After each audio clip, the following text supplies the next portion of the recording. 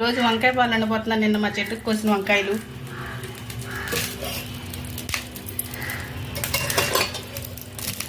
ఆవాలు, జీలకర్ర, మినపప్పు, ఎండుమిర్చి, ఉల్లిపాయలు,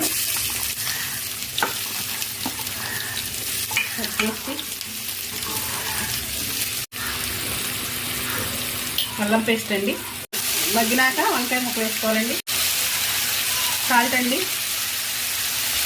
వేసి మగ్గబెట్టేసినాక మగ్గినాక వంకాయ ముక్క మగ్గినాక పాలు పోసుకుని వంకాయ ముక్కలు మగ్గినాక పాలు పోసుకోవాలండి. 2 కారం వేస్తున్నానండి.